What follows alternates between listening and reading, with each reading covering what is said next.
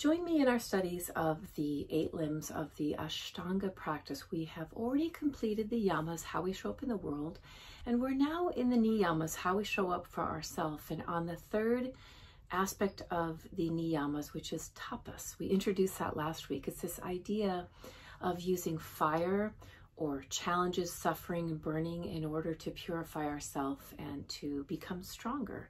So it's a physical practice that we do every time we come to our mats, where we're going to use our bandhas and we're going to heat ourselves up and we're going to sweat to purify. It's our physical practice because we're going to do poses that are challenging for us, and we're going to try and be patient and try until we can do them.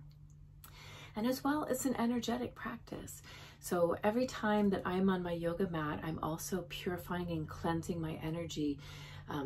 I was using the example, if you've ever come into practice and your energy is low or it feels a little dark from a bad day, the day before, once we do our practice and we breathe and we move and we open our hearts and throats and shoulders and hips, by the end of practice, our energy feels like it's clean and light. So when we go out into the world, people see us as these light beings, the yogis, rather than dark and heavy, is one of the gifts of the tapas of the practice. And as well, of course, our emotional or our spiritual self gets purified through the fire of the practice.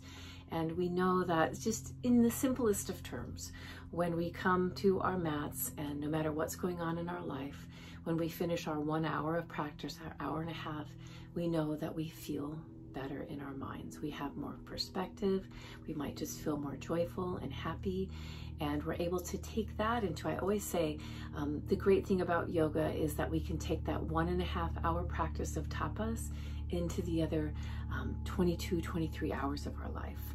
Join me in reading the article by Tim Miller, my teacher. He wrote this article many, many years ago, and I still love it and am inspired by it today. The Alchemy of Yoga. We're going to look at the symbolism of the Nataraj and this idea of alchemy, of taking base metal, applying fire, and turning it into gold. And look at how each of us are gold from the inside. And a practice like yoga just wakes us up and purifies what's already there so that we can live our golden self.